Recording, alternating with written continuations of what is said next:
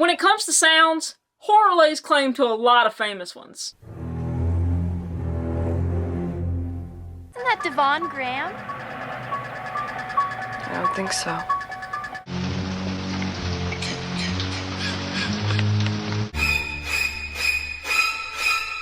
You'll notice, a lot of these are soundtrack based, and that's pretty common when it comes to sound in media. Many people relate sound to its best known medium, music. Ignore the anatomically correct muscular skeleture of the face. Don't worry about it. Down with you. But many people relate sound to its best known medium, music. So when that's tied to visual media, it's normal to notice it as standing out more than any other usage of sound because we visually associate it with a moment in time. And while music is important in its own right, not bias or anything like that, sound is widely accepted to be a vital asset of many visual art mediums such as TV shows, video games, movies. This is generally true across all genres, but horror, specifically horror games, are different. Because while a great score can give them a strong foundation, it's sound overall that, when used efficiently, can help make or break an experience. But to appreciate it, let's back up a little bit. Just a little bit. Hey! Not that far back!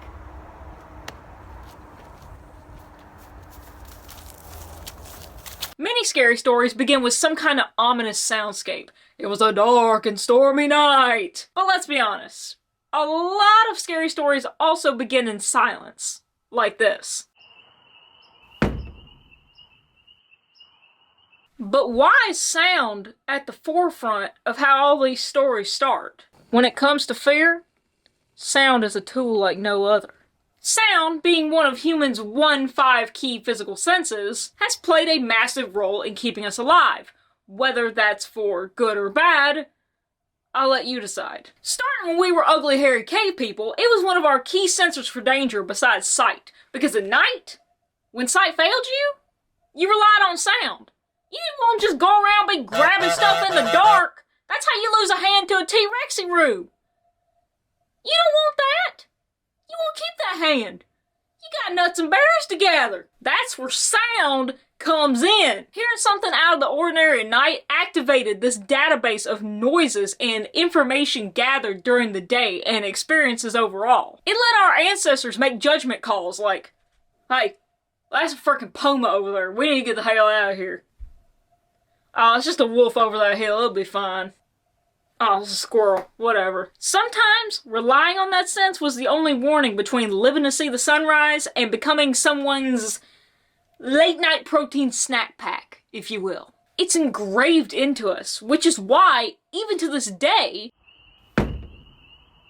throughout history, when humans have had a lack of info, like at the start of a story, sound has been one of the ways that we categorize or compartmentalize the information that we're given and cross-reference it with other knowledge to draw conclusions. To our caveman brains, it's a matter of life and death, even in small doses. While many forms of visual media have learned to capitalize on this with elements like jump scares, there's only so much they can do. Because even with the most immersive movie, there's still a level of suspended safety, suspended disbelief. You're watching it happen to a character or a storyline that you're not involved with or interacting with in any way besides being a spectator. Even interactive movies and TV shows can still give you a level of separation, because there are only so many set paths, really, that you can go. That's not saying it's not scary, but this is where games are different. You have no choice but to participate if you want the story to continue. It's relying on you to push it forward, whether you're afraid or not. The only way out is through. But before we get into what and why sounds are so different in horror games versus anything else, there's something I want to clarify. Like I said earlier, great music can make a game strong. But because of that, I feel like it's its own can of worms when it comes to horror games, and so we won't be talking about that in depth here. Now, I'm not saying that I might not make a video in the future about horror game music soundtracks,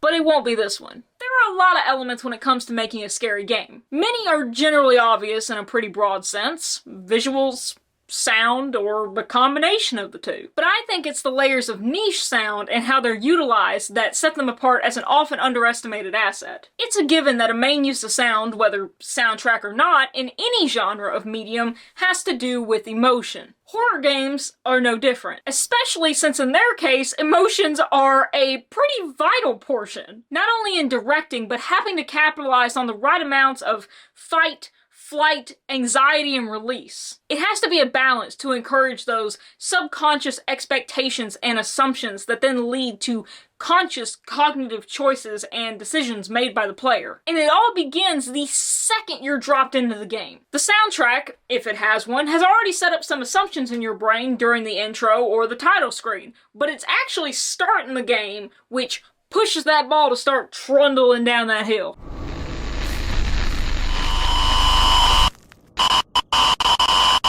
This is your first experience with the environment. So, depending on the game, it can be sort of a drinking from a fire hose type of situation in order to absorb and understand as much information about what you can for what you're in for. Some games just drop you right into the action, and others are more chill. But in the beginning, the search for information, centering yourself in a way, is the same. Sound comes into play here with its first dip into the layers of the world. Like our caveman ancestors, listening to what the hell is going on gives you a lot of information at once, even if the screen is pitch black. And the information gathered from those setup sounds can lead you down a mental flowchart, almost a process of elimination, in order to gain more understanding. You hear rain.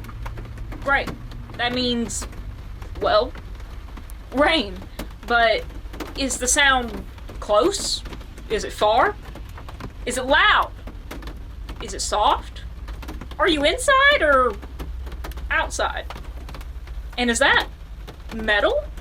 So maybe you're inside some kind of building or a car. Environmental noises like these serve the same kind of role as establishing shots do for visuals. They set the scene and begin to draw inferences. But there's so much more within, and as you get deeper into the game, if done well, this is where it starts to build together, brick by brick. This is a pretty broad category of sounds within the worlds. Some serve to just unnerve and scare you, like the whispers of nearby NPCs when you pass by. Sometimes it's to provide a comfort. That felt a little aggressive with that delivery. A familiar, easily discernible noise, right off the bat, even if it scares you, like a phone ringing. But what they all have in common is to make you hyper-aware to the point that your senses are dulled to other stimuli. Because then your body is trying to utilize them, to focus in on figuring out what made the sudden noise sound, where it's coming from, even just for a second. And in their world, even just a split second of distraction can mean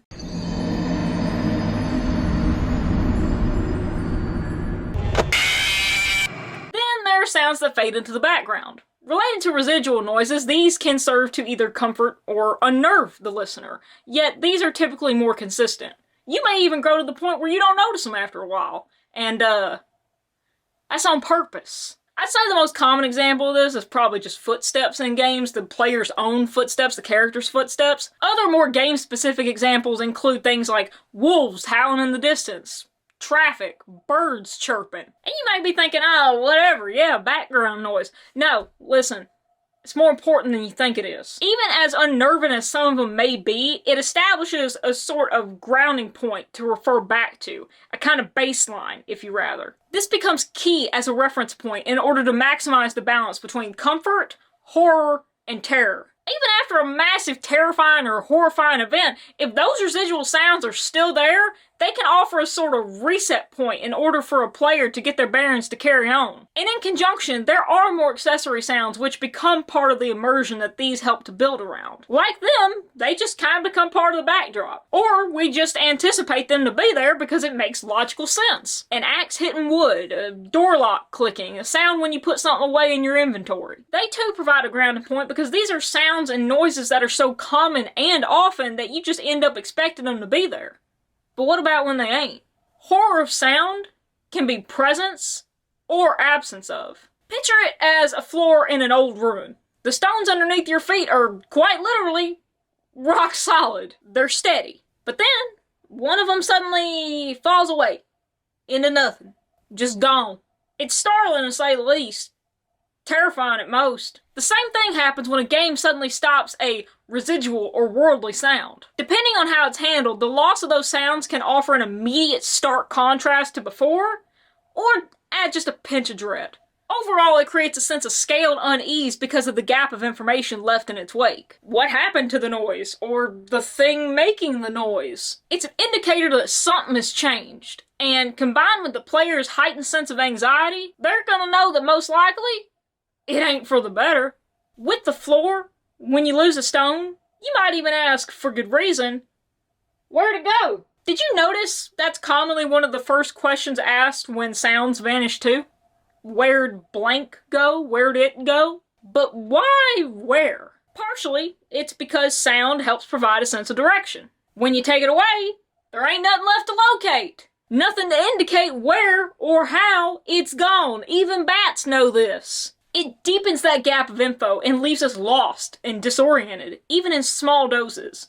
Believe me, I know what I'm talking about when it comes to small, okay? It shows that even the background world, which had seemed the constant untouchable, is malleable and affected. It digs at whatever feeling of safety it had provided, making you feel just a little bit more exposed in comparison. And the more you lose, the less stability you have to stand on. And there is equal to be said about games which use silence as their floor for the most part, like Burgers and Frights.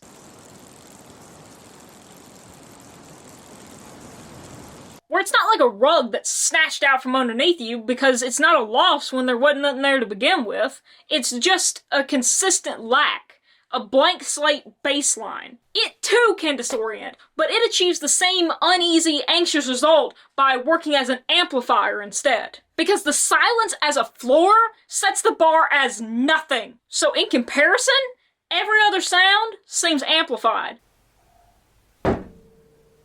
Pretty freaking loud, ain't it? Versus something like this.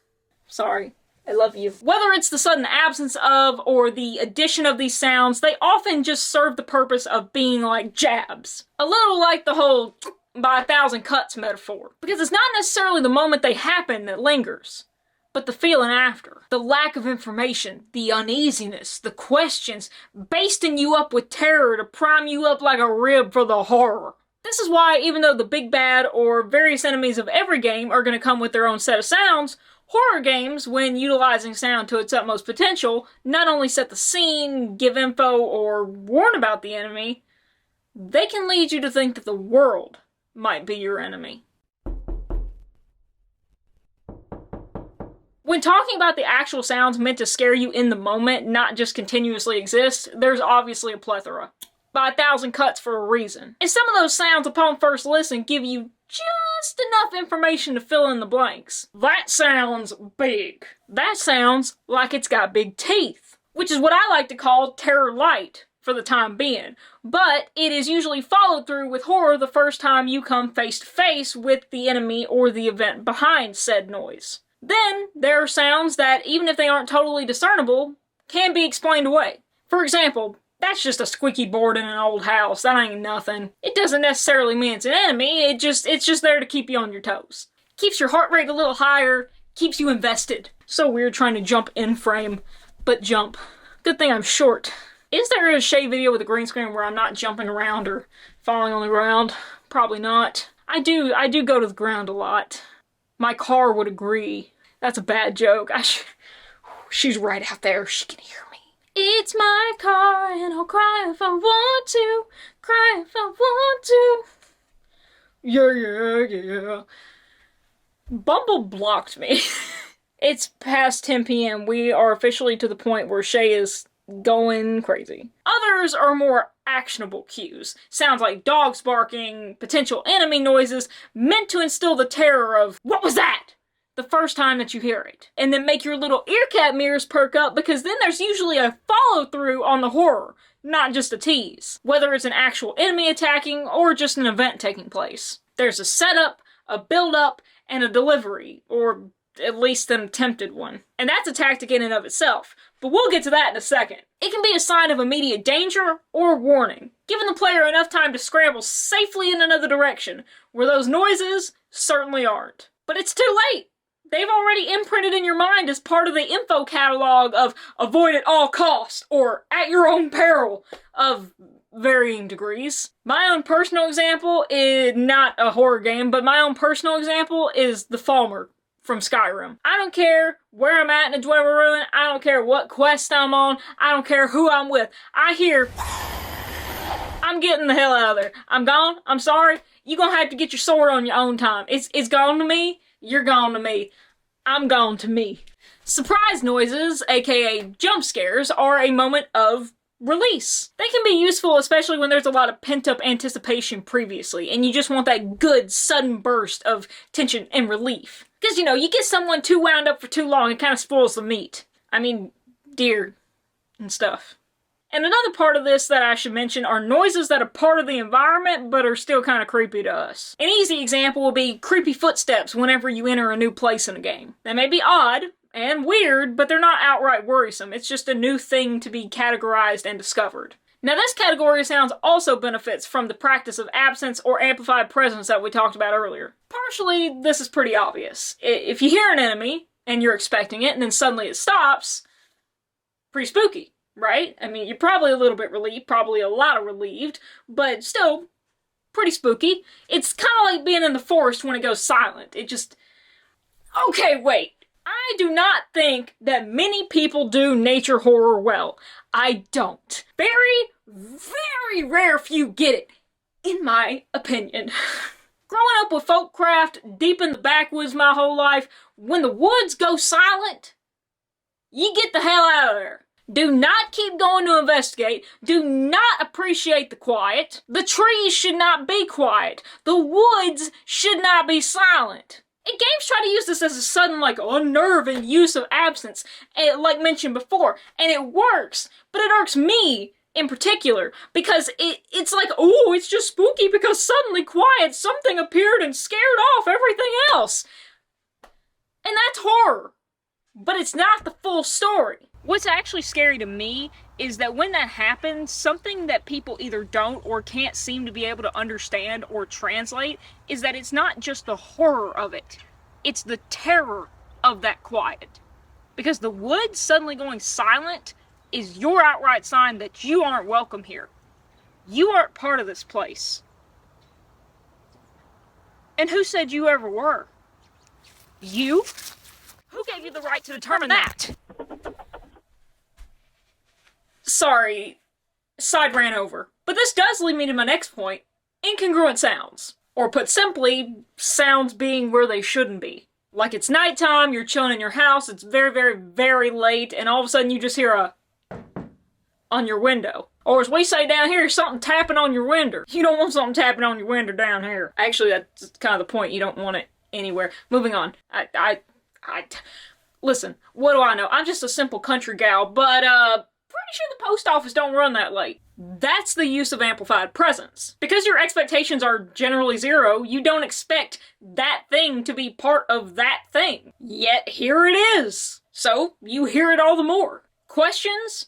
No answer. And obviously the use of absence works here too, because it's usually quiet when these things happen, so double trouble. A big commonality we've covered is sounds that give us more questions than answers. Then there are those that we expect to have an answer, but don't. And what actually may be worse is when you have that expectation that isn't delivered on. For example, in the game Darkwood, which I highly recommend, is an amazing game, the opening scene of the door opening at the very beginning of the game sets you up for this almost belief that it's gonna be, maybe not a cheap jump scare, but there's gonna be something, you know, at the end of it, or some kind of result that's startling, and yet it's kind of more all the unnerving to me because nothing happens. It sets you up and it builds you up for all this creepiness and this intro and this intrigue, and then it's just... You know? Editing Chey here with some clarification, it's not at the very beginning of the game like I thought it was. It is in the beginning stages of the game within the first few nights, and I guess it's a randomly kind of generated event because I've watched several playthroughs of people's playthroughs of Darkwood, and not all of them have gotten this exact thing.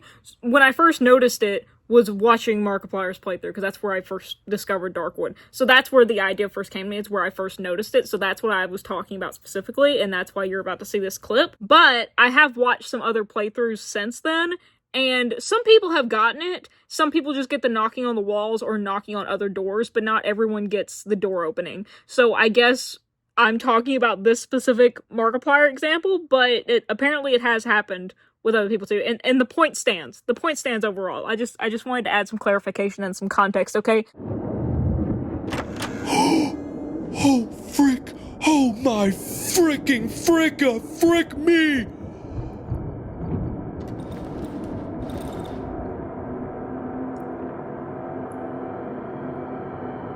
Holy frickin' frackle, look!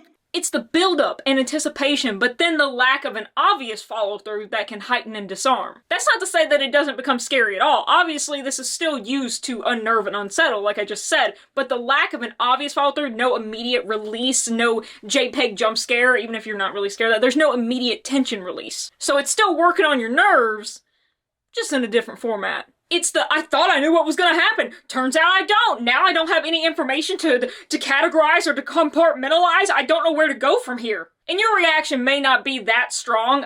Obviously, I'm making a YouTube video. But no matter to what nth degree that you have that emotion, the point is that you still have it. It still garners that sort of reaction, which plays right along into the formula of anxiety. It works in connection the way that actionable cues do. Because at that moment you're hearing it, you don't know if it is an actionable cue or not. Or if it's just a sound until it's already happening. Then, after it's done, you have information for next time, but it's really not helping you right now, is it? Good, it's not meant to. You're grown. Figure it out on your own. And unlike the actionable cues or the just enough sounds, these are typically sounds that only happen once or a very rare few times in the game. That way, there's no information to pack away for next time. At least, not sometime that you can possibly predict. Therefore, it makes the entire world just a little bit more unpredictable, a little more rocky, because you just never know. And I want you to give me an award for refraining from making a Beartooth reference. You're welcome. It's like when you have a glass that falls off the counter and you're hopeless to stop it, and so you just brace for impact, cringing as you wait for the sound of broken glass to come, and whether it does or not, you still do it because you just never know until it happens, and even then, you can't use that result as a predictor for the next time. So what are you gonna do every time? On a similar side, unexpected noises as a result of action can be jarring in a way that you might not think about. Funnily enough, no pun intended, fear is the opposite side of the coin from humor, right? But some tactics of humor do share elements with fear. Because humor can somewhat rely on the lack of information to pull you into the bit, and can be strengthened by unexpected results. Think of the Insanity Wolf memes. I might be entitled to financial compensation. These sounds generally work in that same principle, but in the blueprint of fear. They don't build up and then resolve anything like the punchline of a joke. They just double down, playing on the lack of information or understanding, resulting in further anxiety and unease. Think about it. You swing a pickaxe in a game to get some rocks or some ore, and then you hear a person yelp instead? You'd be pretty concerned and uneasy, right? I'm gonna go put this back in the dark of my basement. Totally not my basement. Totally not my closet, either. Put him back with his brother. Thank you for your cameo, Mr. X. Now, accessory noises like rope when you're breaking out of a chair, such as in Darkwood,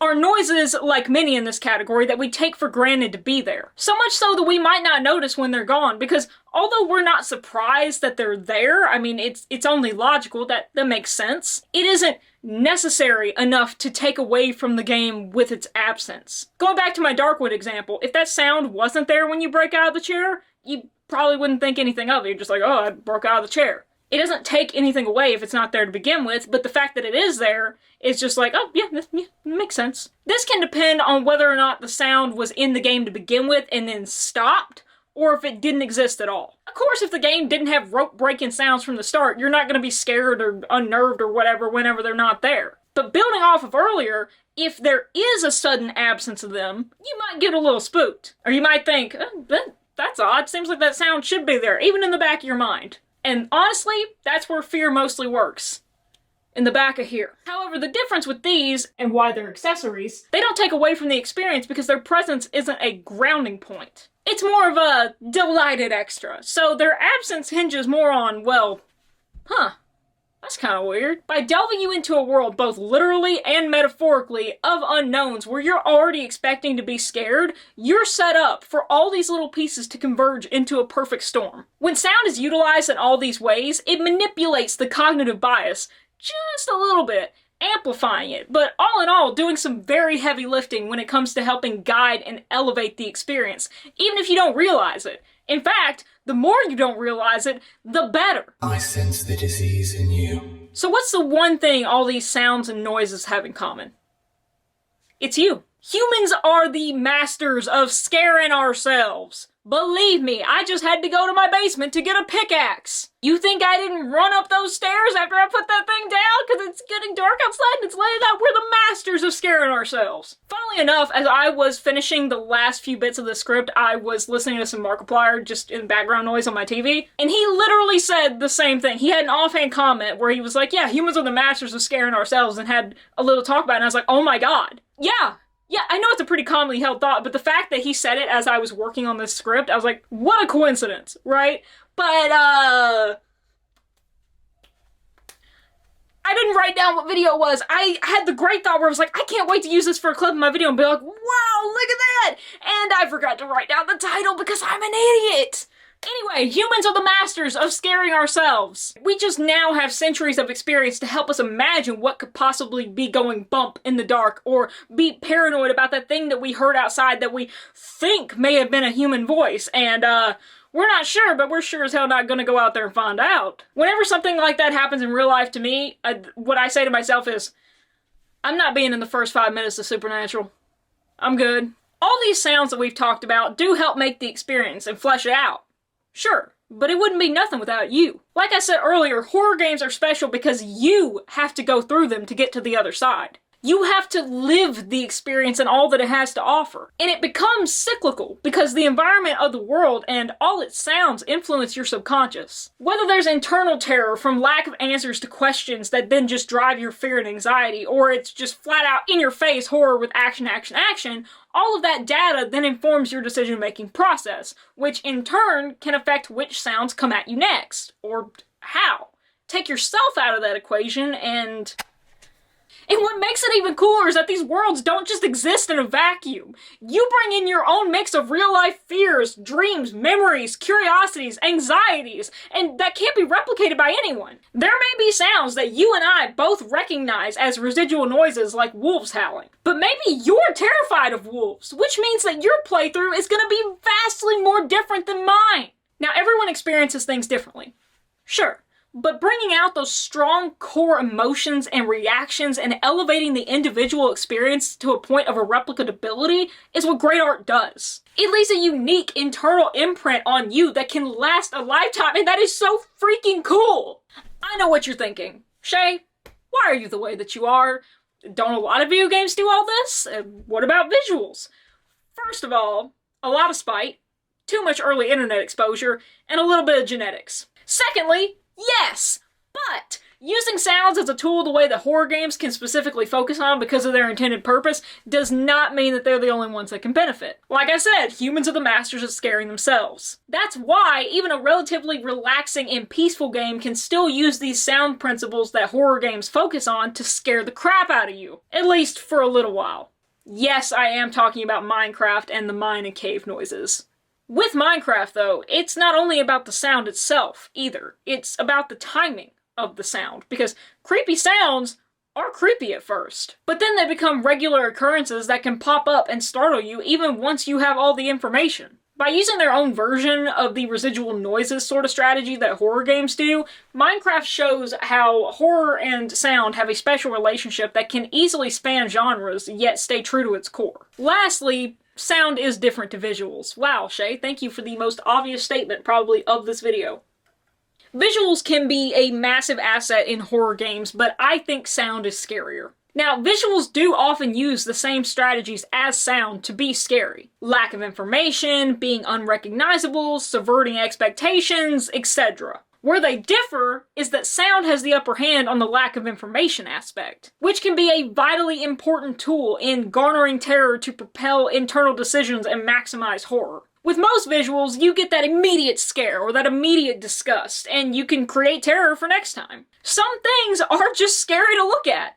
Just 'cause. But when you see something, you at least have a lot more data than by hearing it alone. You may be able to recognize it's humanoid, or dog-like, or something. But even if it's a totally original creature created by the dev team, your brain can at least see it and go, yep, okay, that's a monster. Or even if it's a quick scare, just, oh, that was a flashing shadow. With most sounds, though, you can hear something and your brain may think it immediately recognizes it, but do you really? Sound can be quicker, less constant, and many people can't recall it as easily as they can images, especially if the scenery doesn't change. You don't know for sure that's what it is unless you can see it. Nothing's ever just as it seems because horror games are built on the foundation of mistrust and unease. There's that shred of doubt, and that shred is all that little voice in the back of your head needs to do exactly what terror intends to do. Like with all things, balance is key. This is particularly true with horror games and their use of sound because they're purposefully toying with deep-seated emotions. Sometimes long and drawn out in terror,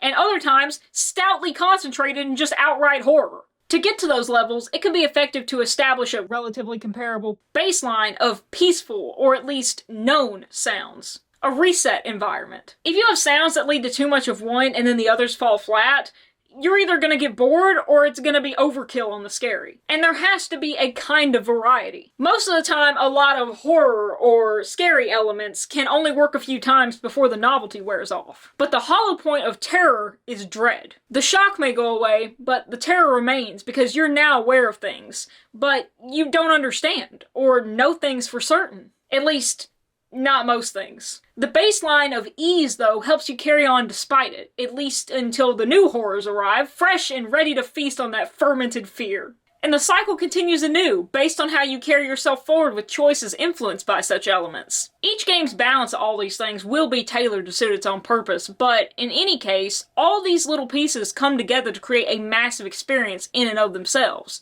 because that's what it is. Whether it's a full immersion or it's a narrative, it's an experience of a story.